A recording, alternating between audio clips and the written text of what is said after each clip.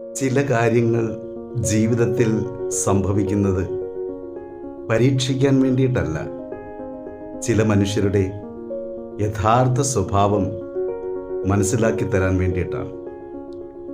ലൂക്കായുടെ സുവിശേഷം 26-ാം അധ്യായം 50-ാം വാക്യത്തിൽ